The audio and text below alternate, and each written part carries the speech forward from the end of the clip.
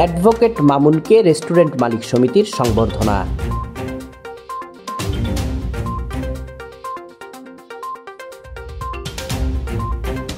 রাঙামাটির ব্যবসায়ীদের অন্যতম সংগঠন চেম্বার অব কমার্সের সভাপতি নির্বাচিত হওয়ায় জেলা বিএনপির সাধারণ সম্পাদক অ্যাডভোকেট মামুনুর রশিদ মামুনকে সংবর্ধনা দিয়েছে রেস্টুরেন্ট মালিক সমিতি।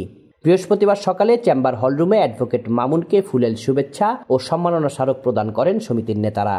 এতে সমিতির সভাপতি ও চেম্বারের পরিচালক শামীম খান, চেম্বারের সচিব সাব্বির আহমেদ, সমিতির সহসভাপতি আলহাজ আখতার হোসেন চৌধুরী, সাবেক সাধারণ সম্পাদক এম নেকবর আলী, সাধারণ সম্পাদক মাসুদ রানা, সহ সাধারণ সম্পাদক মোহাম্মদ সালাউদ্দিন, অর্থ সম্পাদক একরামুল হাসান চৌধুরী, তথ্য ও প্রযুক্তি বিষয়ক সম্পাদক মোহাম্মদ নাসির উদ্দিন, কার্যকরী সদস্য মোহাম্মদ নাসির উদ্দিন সহ অন্যান্যরা উপস্থিত ছিলেন।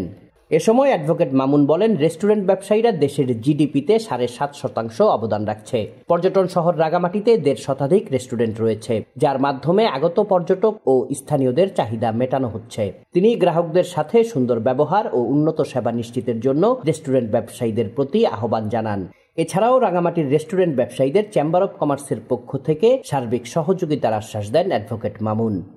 Desk report, CST TV।